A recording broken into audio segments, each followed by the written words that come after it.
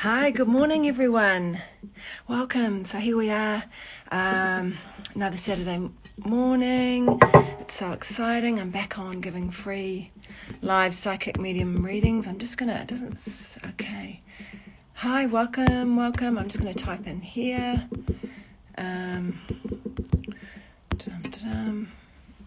My website, as you're all joining. Hello everyone. Yay, so good to see you all. Book in with me. I'm just typing, sorry guys. And I'm running a bit late. Book in with me on my website. If it doesn't let me copy and paste it here, if you'd like a full session, if you'd like a session with me. Oopsie. Let me know where you are in the world if you'd like to. If you feel comfortable, just post in the comments because it's with me. Okay, because I seem to be able to reach people from all corners of the earth. It's so amazing. Welcome. My name is Lisa. I'm a psychic medium and I've called myself all sorts of things: psychic medium, intuitive counsellor, shamanic healer, Tamaki Makoto. Hi Anne, welcome. So I'm really nervous actually. I'm just going to say that. Tokoroa, beautiful. So I'm really nervous because I woke up this morning and I thought I'm going to do things differently today. I want to do them a little bit differently. I don't know how you guys felt, but I had this pretty full-on week after the full moon. I was like, oh my God, it felt like I'd just been gone down to the bottom of the barrel and then had a whole lot of stuff that I'd sort of wanted to keep down. Oh, sorry, I'll stop shaking the table here.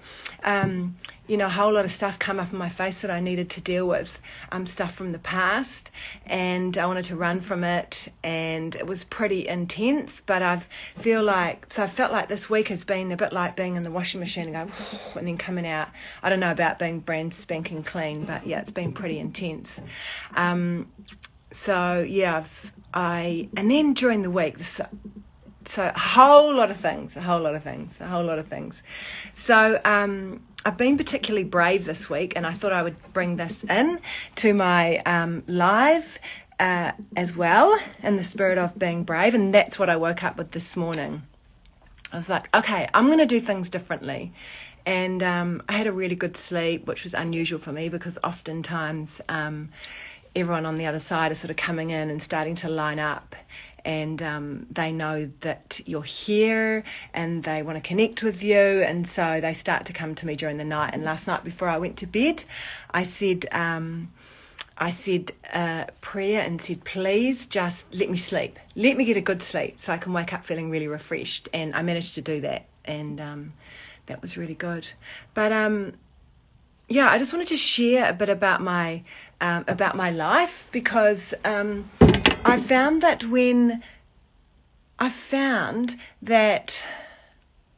I'm always poking around in the internet looking for amazing women, inspiring women and men as well, that are healers, do similar work to what I do, authors. Who else do I? I'm always looking for really inspiring people, but I want to know their story. I really want to know. I want to know their story. I want to know their background. I want to know what they've overcome. Just let me know if you do that as well, okay? Because I'd love to know. I want to know what they've been through, what they've come through, the tough times. Because although I love listening to them, I enjoy much more knowing their backstory. Knowing their backstory, knowing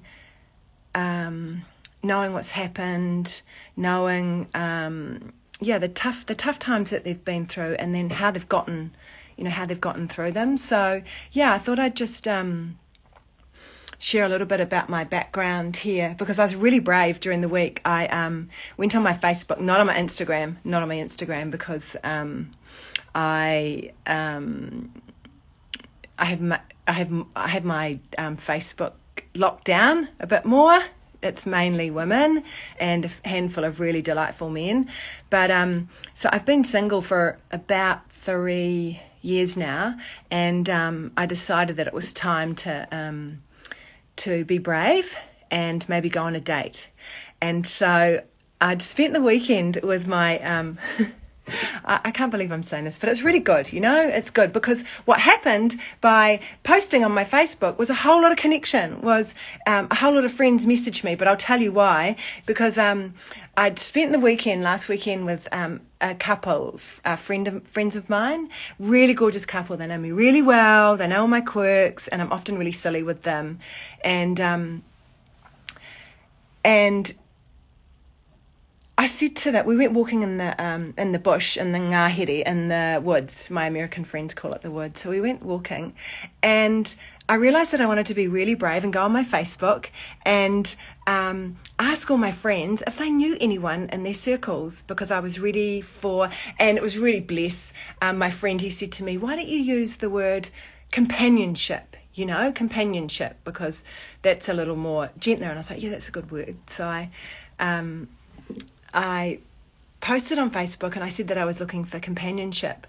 Well, what that created was, one, me being really vulnerable, and two, a whole lot of community and connection. And I had friends that I don't talk to sort of week to week, sometimes even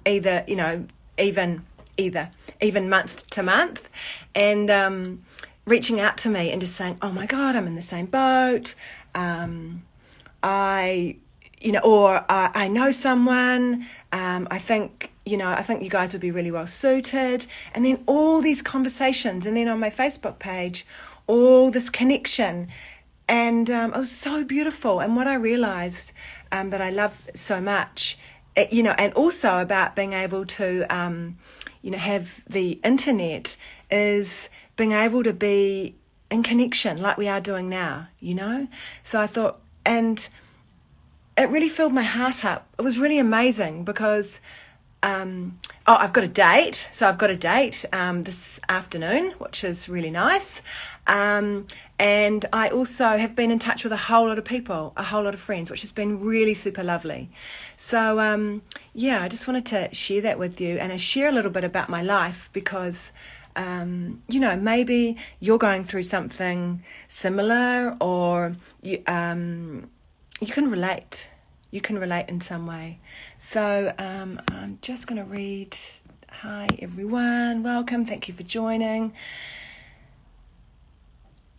Yeah, beautiful. So Anne's on here saying, going through massive turbulence, trying to support a child at risk. I'm following my mum's lion brave heart. Beautiful. Wow.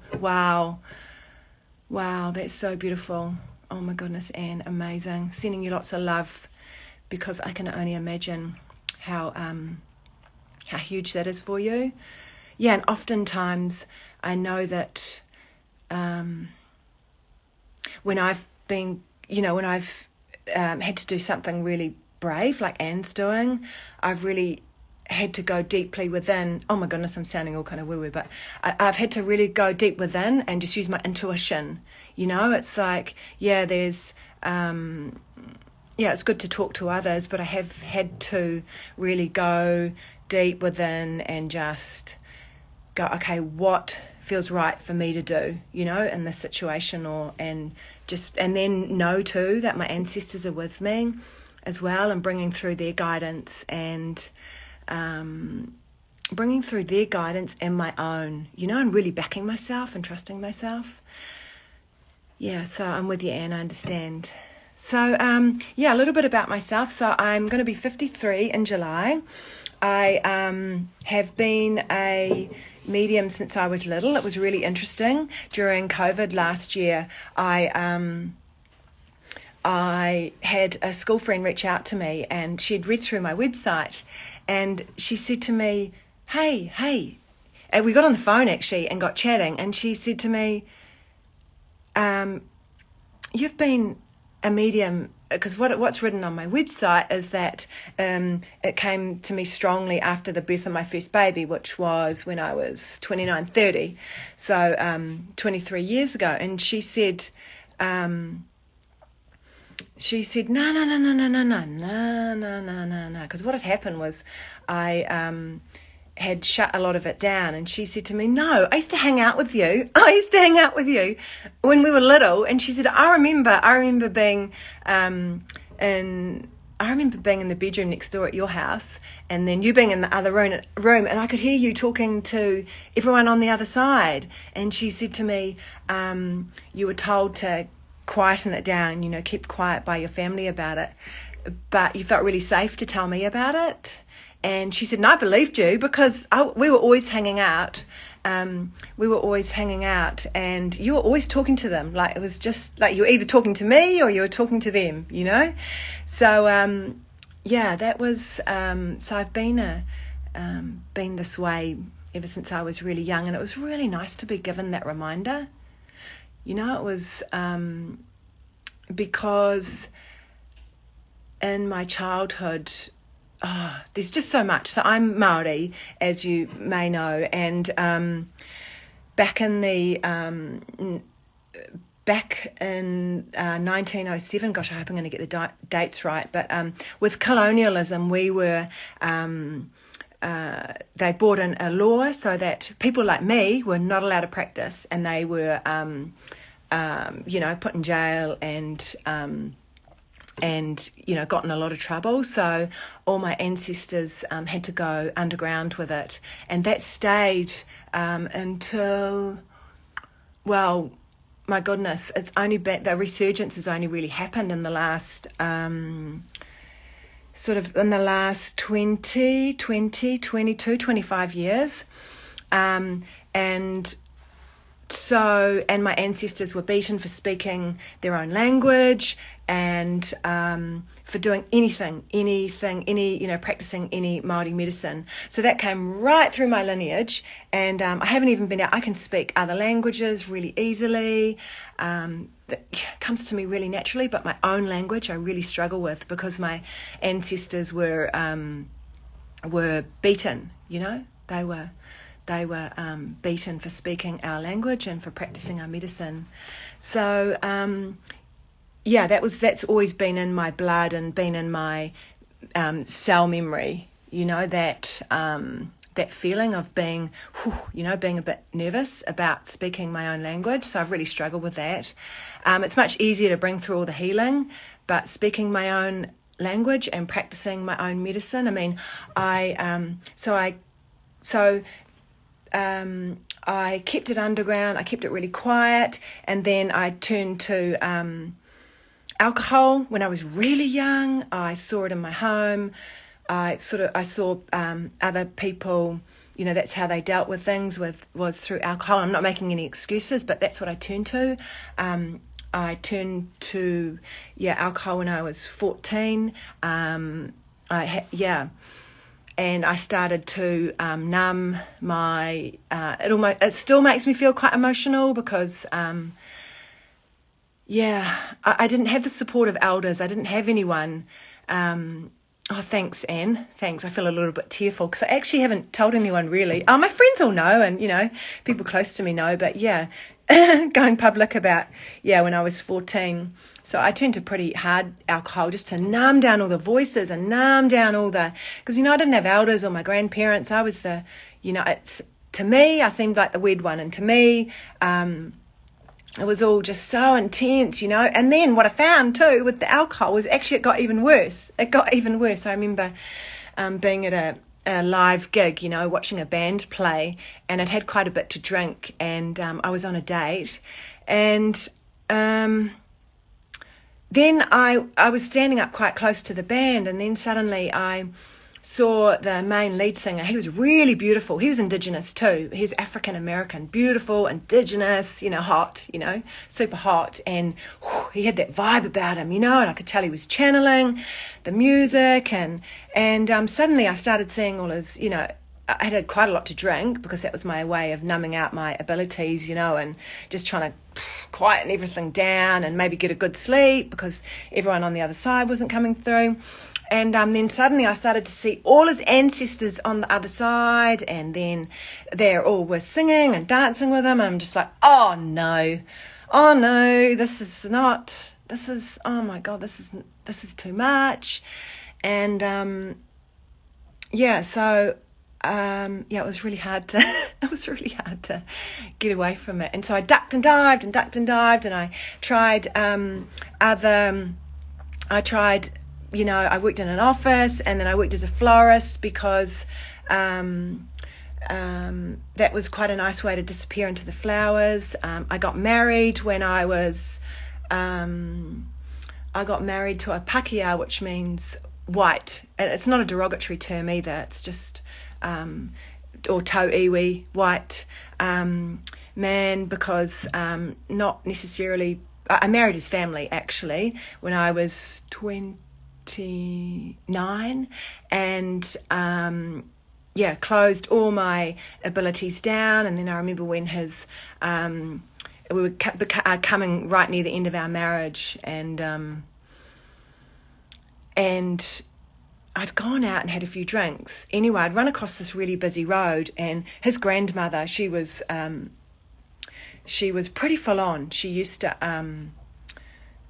preach a lot, and I won't give too much information, but she used to preach quite a lot and turn a lot of people away from her. Anyway, she came to me in a vision that night and told me off for running across the road like that, because I had her 2 grandchildren at home, but she sort of came to me and told me off. And when she was here, she would tell me off too, I didn't have my grandchildren with me. That's why I ran across this really busy road, because I thought I was quite bulletproof. But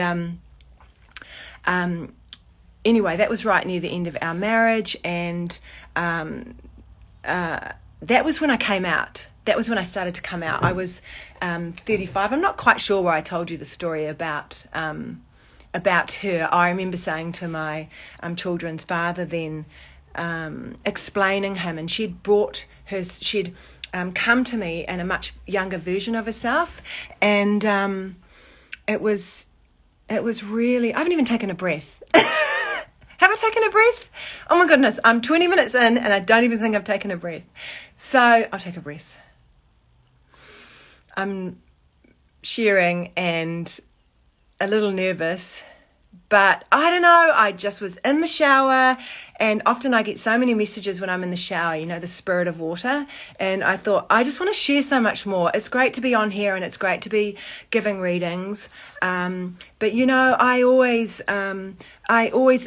absolutely love reading, reading people's stories.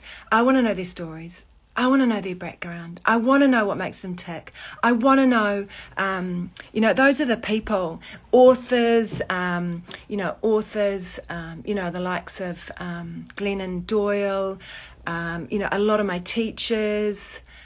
Thank you, Chase, my darling Chase. She's my friend in America. I absolutely love her. She is a huge support. Those people that I most relate to are people that have shared their lives. They've either written about them or they speak openly on the internet, and they've been through really tough stuff. And, I want to hear the real stuff. That's what I like. I want to hear the real stuff. I want to hear what makes you tick. When I'm with you, my friends know I'm pretty intense, as you probably can tell, and then now and then I laugh, and it sort of cuts through everything. And as Māori, we like to laugh a lot, laugh at ourselves. And, I want to know, what's going on, how you are, what you've come through. And that's my way of connecting. So going back to my, my first marriage. First marriage, I've been married twice. I'm nearly 53 in July. I've been on my own for 7 years. I live in this tiny little rented house, and it's really interesting too. I said to my son, he's 14, I said to him, you know, I'm pretty sure that a lot of people think that I live this glamorous life because I'm often on the beach and, you know, in beautiful places in the bush, in the ngahere, in the woods, you know. So I'm pretty sure that people think that I live this really glamorous life, and I probably live, you know, right on the ocean. And yeah, but no, I live in this little, I've been turned inside out. I've been stripped financially, emotionally, psychologically, sexually. Yeah. Have I said all the ways? Yeah, pretty much. Just absolutely stripped bare. And I live far away from my family. I came out when I was 35. I'd split from my first marriage, and it just became more and more obvious. I couldn't be myself in my first marriage and be who I am and do what I'm doing now.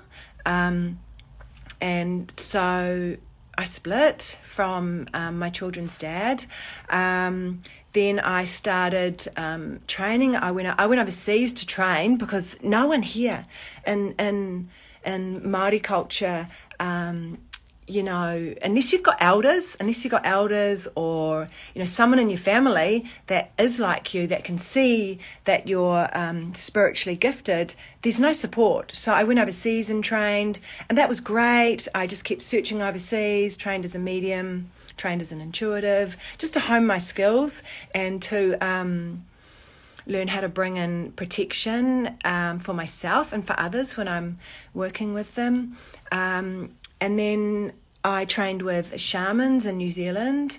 And then 2 years ago, I trained with a Māori healer, which was really amazing. It was so amazing, because it still makes me emotional. That was only in 2019, because I finally got to understand myself.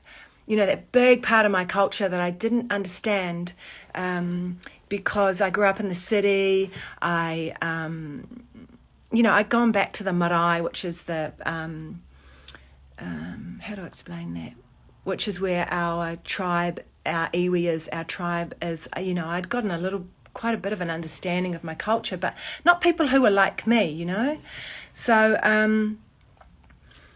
I trained with a tohunga, who was a Māori healer, and that was extraordinary. I got to really understand myself, and I got to understand those and really embrace those quirky parts of myself, you know, where I like to laugh a lot at myself and joke and laugh and joke and bring in a lot of humour, because he's really like that. He's quite, he's matua wiramu, really beautiful and big spirit, and would often say really profound things and then just kind of finish it off with, I've been talking a bit much, and then, you know, a lot of laughter, and then I go, oh my God, you just said something really profound.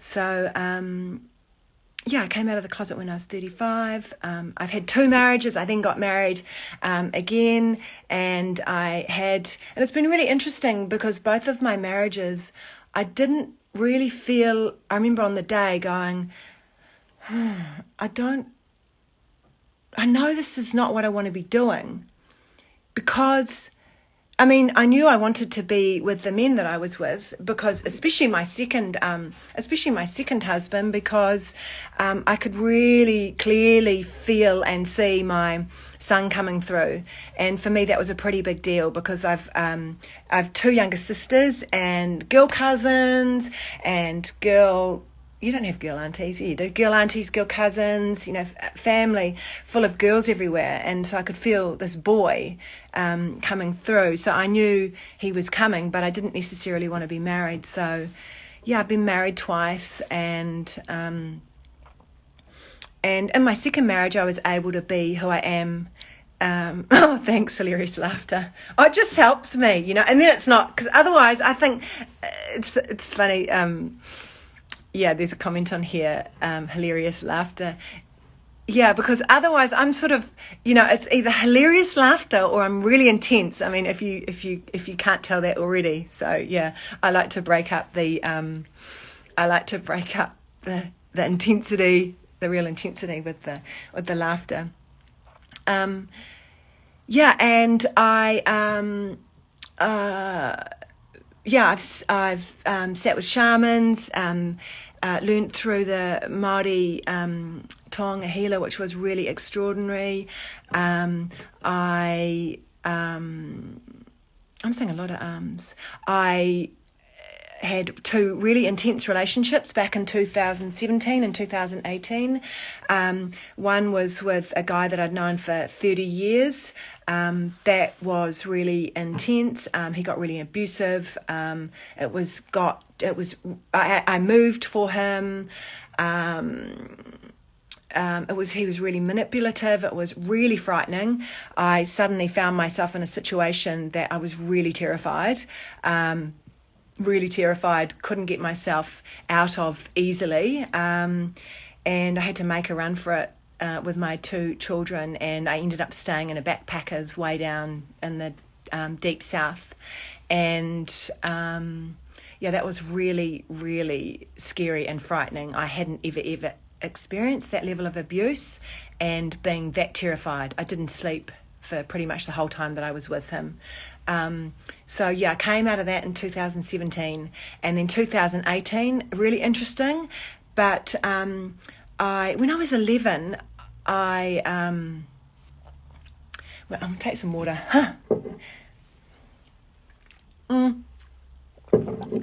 And thank you so much. I just dribbled that right down the front of me, I think. Thank you so much for being here. Thank you so much for being here. Thank you for joining me. Thank you for listening to my story. I keep thinking of ways that I can involve you in my sharing, but maybe I'll just share, because I really like being able to involve community, and I did that in my last live, and it was really nice. So I managed to move back to this little beach town that I had been living in, and so when I was 11, my mum's friend had moved back from Italy, and she'd run from an abusive marriage and brought back her son. And her son was quite a bit younger, but he and I got on really well. Anyway, grandfather came from Italy to live in New Zealand. And of course, he only spoke Italian. And they would speak all the time. Well, I picked up Italian really, really quickly. And he was going back after 3 months and wanted to take me with him. And I was only 11, and so my parents said no, which was a bit of a bummer, because I really wanted to go. So I learned Italian. Then I went to Italy when I was 21. Well, so jumping forward, I met this Italian guy in 2018, and had a really we didn't come together until sort of after 6 months, but it was really intense, and I always felt like in my lifetime that I'd spend time with an Italian man, and this was him, and he was deeply, I don't necessarily like that word spiritual, but it's the only way to explain it, really.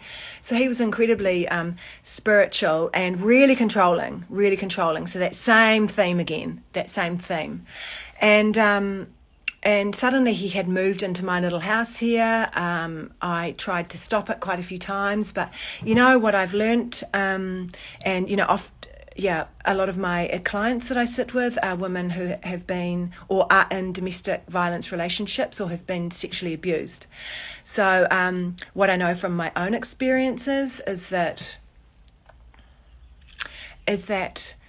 when I was going to say when a man, and I don't want to sound sexist, I'm not being at all sexist, because women can be like this as well, unfortunately.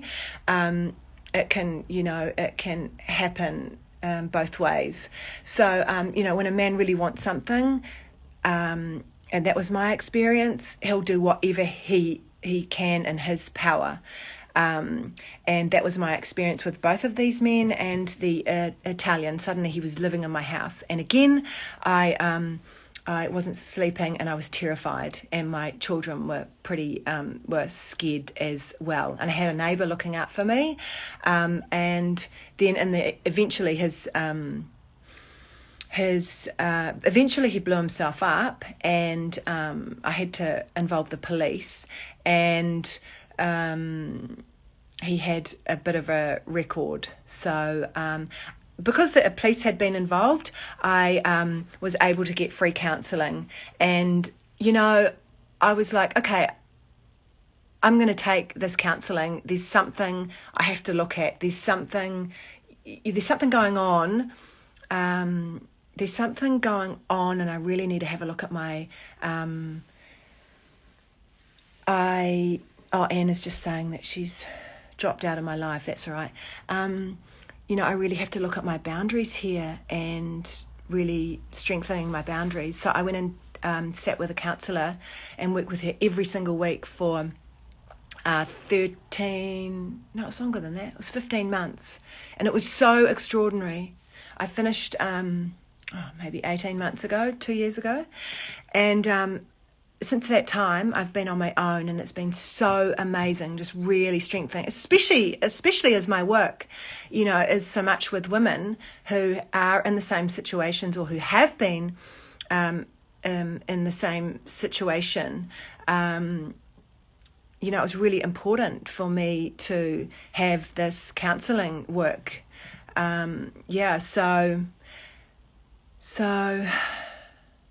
Yeah, that's so since then I've been on my own.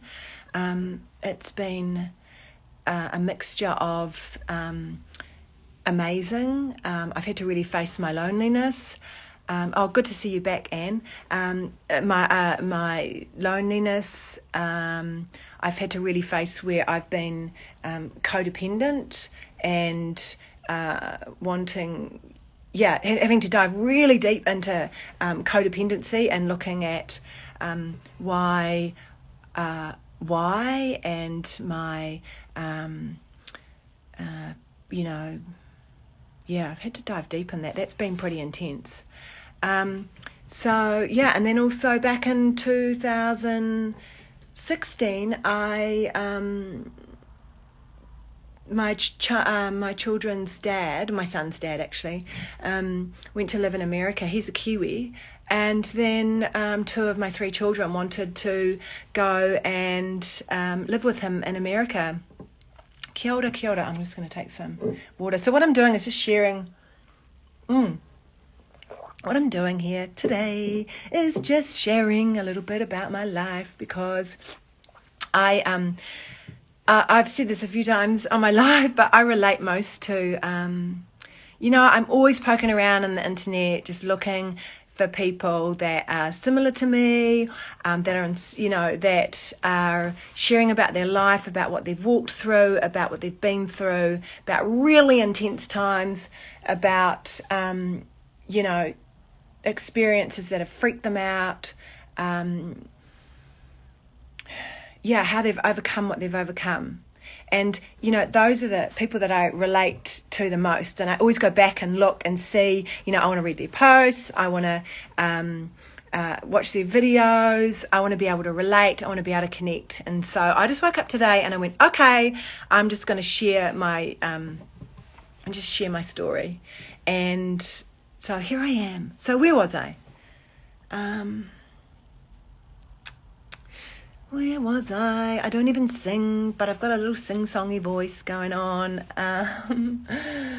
That's right. Yeah, so 2 of my 3 children went to live in America. My little guy was only 9, and my eldest, my middle girl was 16, just turning 17, just about to turn 17. So I went from living on my own in Auckland without any whānau, without any family in Auckland, but I had made some really good friends, to suddenly a life of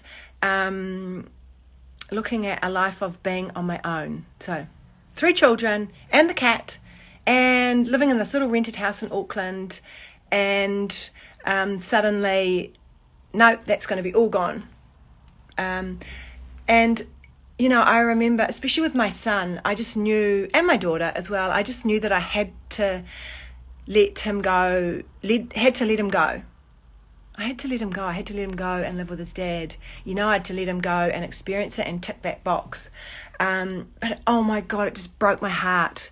It was honestly, you know, it was honestly the toughest. Well, I've had so many tough times. But it was just so tough, you know. I'd gone from being a mum, how old was my eldest? Was 19, yeah.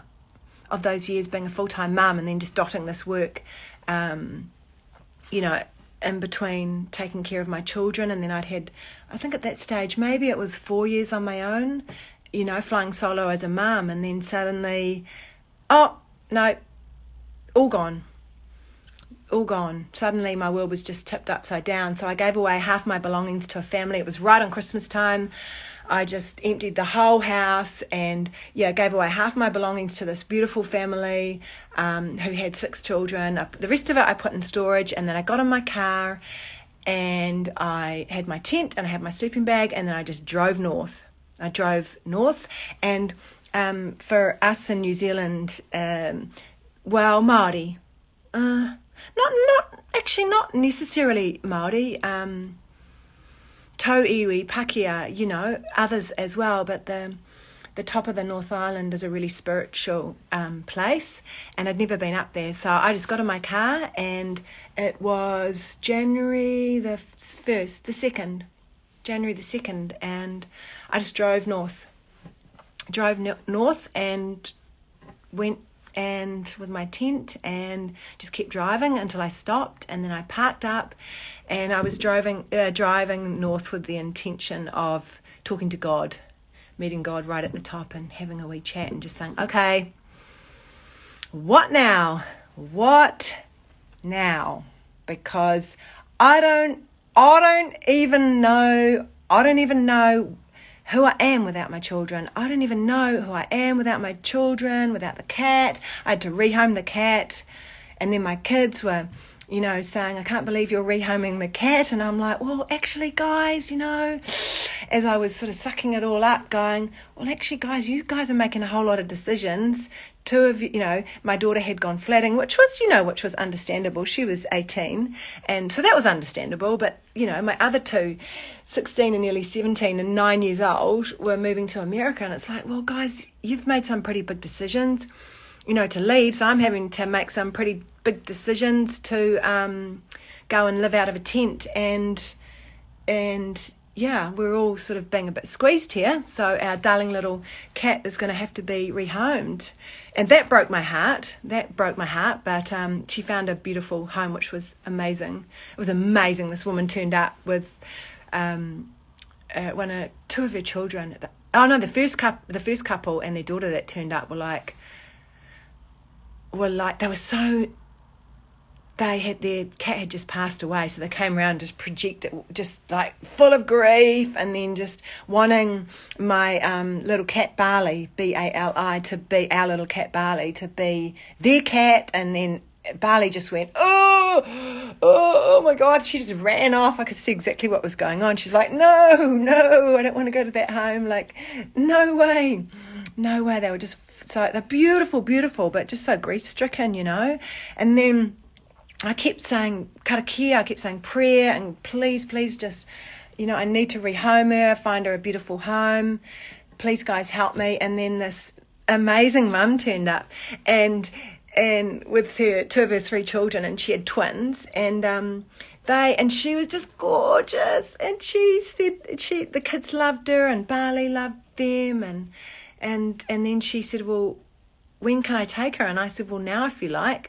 And so she took her, and then she showed photos of Barley. That still makes me a bit emotional, but she showed Barley all settled that night in the house. So it was so beautiful. Anyway, going back to my story. So I drove north on my own after my 2 children, all 3 kids gone. I'd rented, given my belongings away, and most of my belongings, put the rest in storage, got in my car, drove north, and set up in a storm in my tent. Didn't realise it was a storm.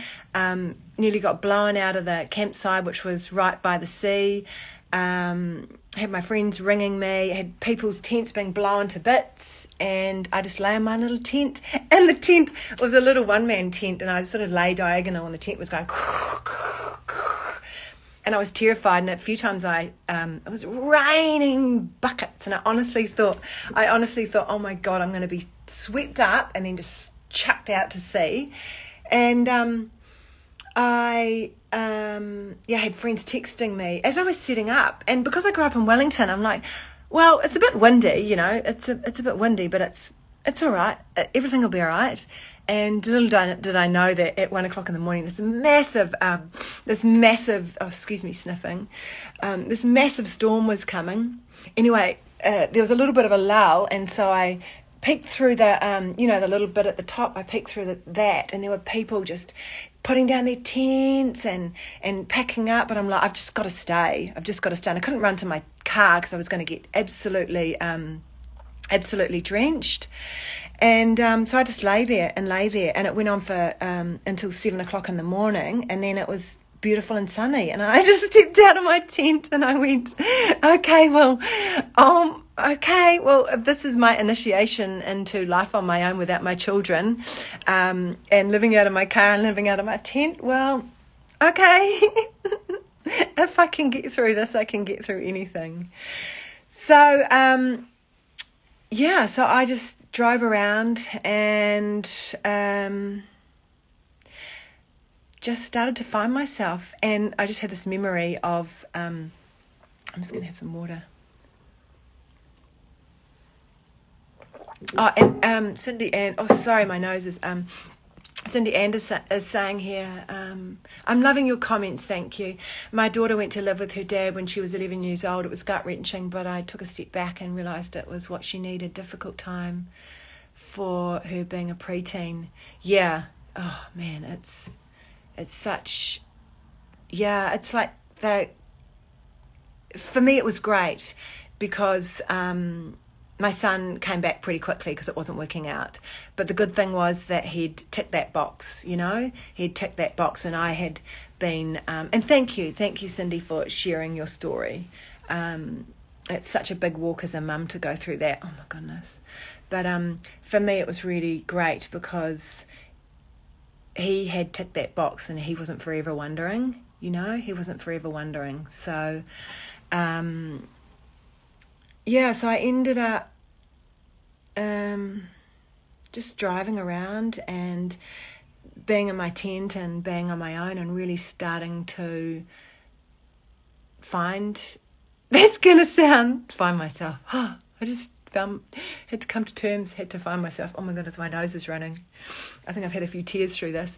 But I remember a few nights just going back to my tent and going, like what is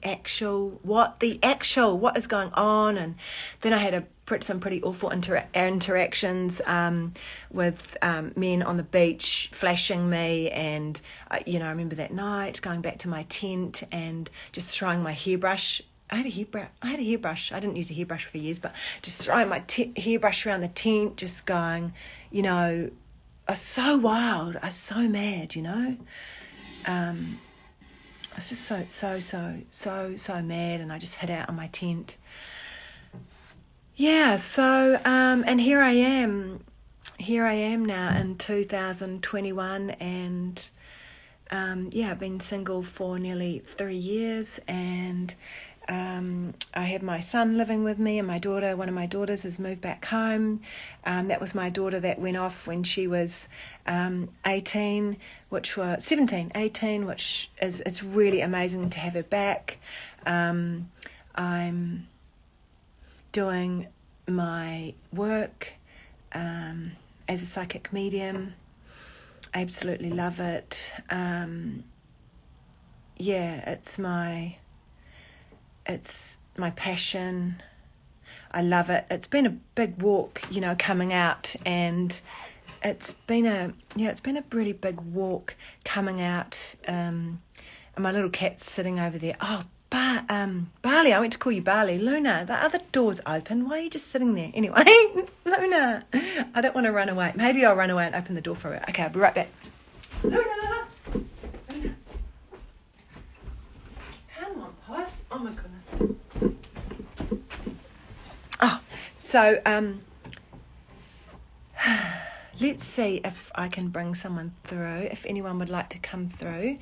And, wow, today's been really different. There's not even anyone that would like to come through and for me to bring through their dearly departed loved one. That's interesting. That must be why I got really strong guidance this morning from my guides and from my whānau family on the other side to share my story. Is there anything? Ask me questions. Ask me a question. Is there anything else you want to know about my life? I'd love to. There's someone here requesting to join. But yeah, just ask me anything. Ask me anything you'd like to know or like me to share about my life. But yeah, it hasn't been easy.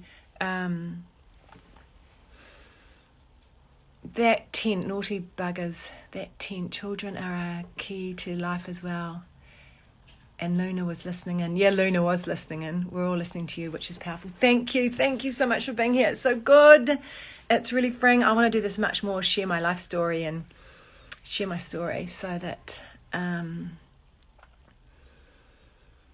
How do you feel now in your life? Good question. Thanks, Chase.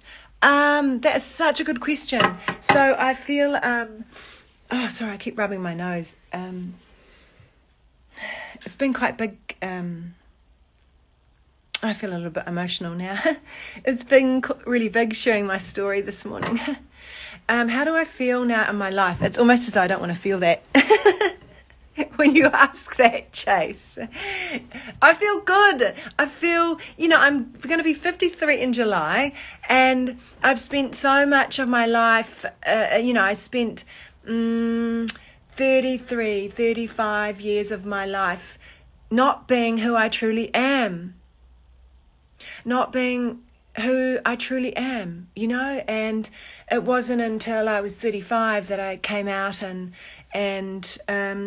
I love it because now, the friends that I have around me know who I am. They know all my quirks. I dress how I want to dress. I'm fully myself. And I really love that. There's so much freedom in that. And I'm not hiding who I am, which is what I did for so much of my life. And I was either doing that, and getting drunk a lot and trying to numb out all my abilities and quieten everything down. And it was always my ancestors and family on the other side coming through, or people that I was with. It was their loved ones coming through and wanting to give them messages. And back then I didn't know what was happening, so I didn't have strong boundaries like I do now, and I didn't know how to say no, like no. No, come back in the morning, when it's 2 a.m. and I get waken up. And when it's 2 a.m. and I get woken up because someone wants to give me a message to their loved one who I'm going to be meeting the next day, So, yeah, I just feel much more at peace, and I spend a lot more time in nature, and I understand that I'm really hypersensitive, which is my superpower, but it also means that I need lots of time to recharge. I need to be out in the bush or in the ocean and recharging. So I understand that about myself, which is really freeing. And, for years and years, I thought that I was weird. My darling friend Ange is just writing a message down here, and it's going to make me cry, so I'll just read it out in a minute. But now, Chase, going back to your question, now how do I feel in my life? I just feel as though I can be myself. I can just be myself all the time. I can absolutely be silly, joke, wear what I want to wear, be how I want to be. I'm going on a date this afternoon later on this afternoon. I'm not going to make any excuses because I've got a lot of makeup on today because I've come on this live. I'm not going to make excuses. Oh, I don't normally wear this much makeup, or make any excuses for myself. I am really practicing standing in my mana, in my mana and my strength, knowing who I am, being really strong about saying no, and just, knowing much more about who I am. And I don't know, I just have much more comfort now, and I don't have to, I spent so much of my life people pleasing, and then even this week, this guy, older guy, reached out to me and wanted to hang out, and I messaged him back and just said no. I said no, and then I noticed he didn't respond, and I noticed that part of me wanted to make that okay. Part of me wanted to soften the blow, make it okay for him, go back to that people pleasing bullshit, and just do all that nice thing. And I'm like, no, that's not what I'm about. That's not who I am. I was really gracious about it. I was really nice. I was really, not nice because I don't actually like that word. I was really gracious about it, but I'm like, no, I'm not going to soften the blow. I'm not going to bend myself out of shape. I'm not going to shout, but I am not going to bend myself out of shape. I'm not going to be doing all of that because, no, I'm carving new pathways, and especially with having been single, for the last 3 years, it's like, and really strengthening my boundaries. I would take the journey up into the hills with the and go and see the counsellor every week, and everything before I went to the counsellor would come up right in my face. I'd be like, right up in my grill. Okay, this is what you're going to be dealing with at the counsellor, and I go, oh, okay, and I drive up into the hills, and I knew that I was the kaupapa, the kaupapa, the intention, the body of work, that the reason I was going to the counsellor was to strengthen my boundaries, and I didn't do all that work to then be a yes to everyone. So someone's got a that's interesting. Someone's got a leaf blower out there. Okay, hang on, I'll just shut the door. Oh, why's that got a leaf blower going? Oh, I'm back again. So, it was really empowering, and I just went, well, no, I am not going to soften the blow. I'm not going to message him back. I'm not going to make things okay. I'm not going to maybe come up with another solution. No, I'm not going to do that. I'm just not. I'm just not. And then I just noticed all the spaces that I went in and out of after he didn't respond. And I could tell that he was not happy.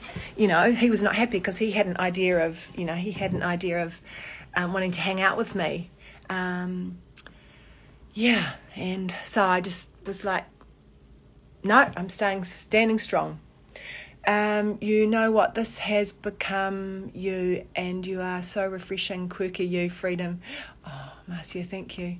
Thank you for all the beautiful comments. This has got to go, but you're fabulous. Oh, that's from my cousin, darling Tracy. She's such love.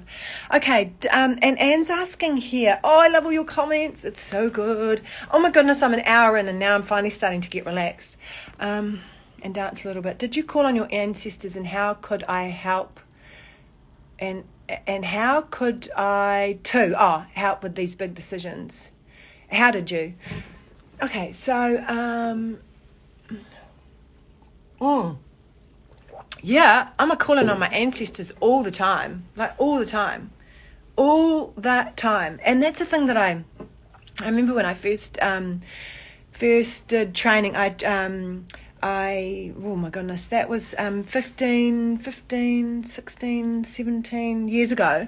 I was trained that I was trained in working with the archangels, and I remember my beautiful teacher, and she just said, look, call on, the noise is getting quite loud in the background, that's okay, call on your guides all the time, and your ancestors, for every single thing. Nothing is too small, they want to help you with everything, and in fact, they want, what they want is your permission to step in and help you, and give you guidance, give you messages, support you, love you, let you know that they're there, let you know that they're doing their best to reach you, to comfort you, to love you, to hold your hand, to be with you, to strengthen you.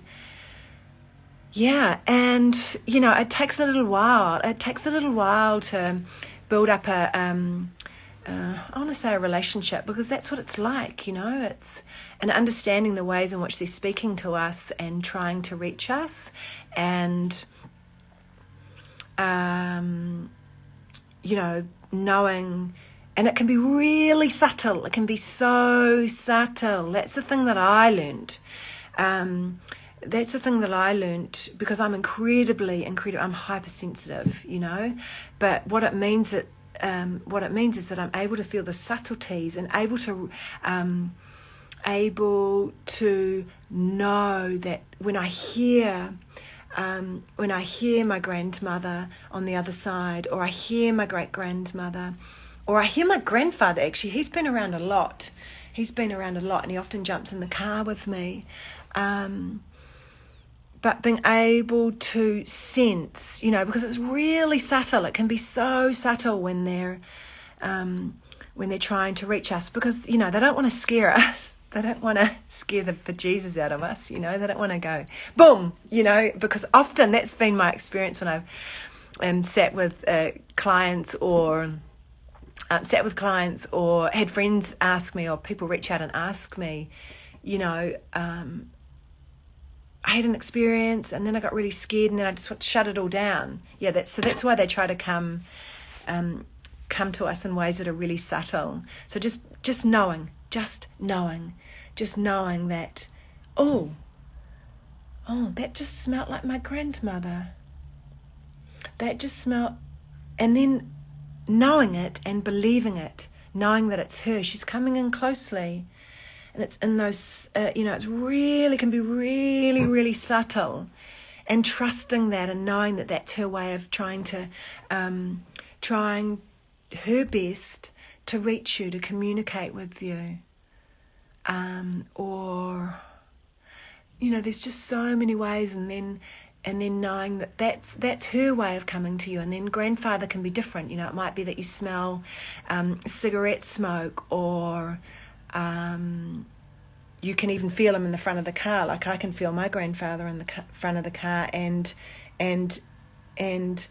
knowing and believing that that's him. And then if you're having, which I did for years and years, and I still do, if you are doubting it, just ask again and say, please, can you come in exactly the same way, and and sure me up, and so that I really, really know that it's you, so that I really know that it's you. Let me know, keep coming to me in that way. And then you start to build a really beautiful relationship, and understand that it's their way of reaching you. Yeah, really, really subtle. So just practice calling on them in your own way. You don't have to say any grand, it doesn't have to be any grand prayer. It's all about intention. That was the thing I learnt so many years ago, was that you don't have to come up with the best prayer, and you don't have to have any fancy words. You just have to hold the intention and then ask, and then with love in your heart. And yeah, that's all you need. It's all about intention. So I'm just going to have a look through the comments. Oh yeah, that's right, Ange. Beautiful Ange, my darling friend. I have some of the best memories with you, and I'm so happy you've found peace. Thanks, Ange. Yeah. Wow, Ange and I have got quite a story together. We were friends from really young, and she knows my story. It's so lovely seeing you, Ange. Well, I'm going to finish up because I can't believe that I've been talking for an hour, and I'm just so glad. Thank you so much for being here. It's been so amazing. Thank you for being here. Thank you for all your support. I couldn't do it without you. My gorgeous audience. Sorry I didn't get to bring there was someone here wanting a reading. I'll be back next week giving readings.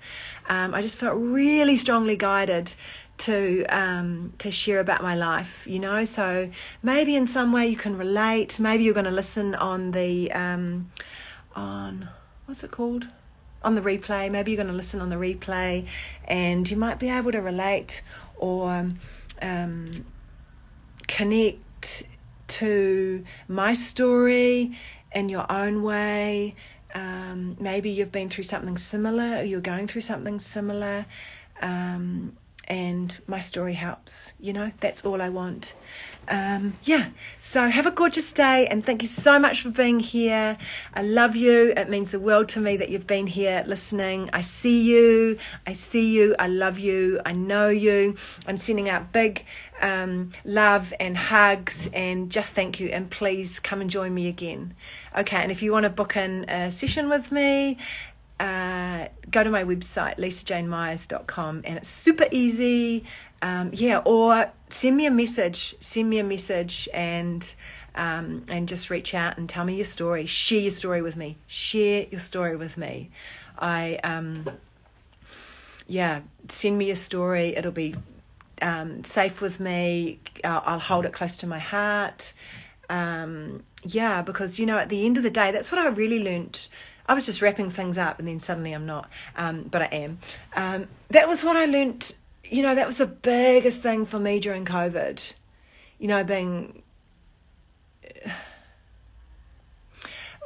During COVID was connecting. At the end of the day, being locked in this house. And for me, it was being able to connect in any way with my friends, with my clients, with, everyone had a story, and people had big stories and big stuff they were being faced with and going through. And at the end of the day, when there was nothing else, it was all about connection, and that's what I love, and that's what I want, and that's what I want more of. So write me. Your story will be really safe with me. Okay, I love you. Bye for now. Bye.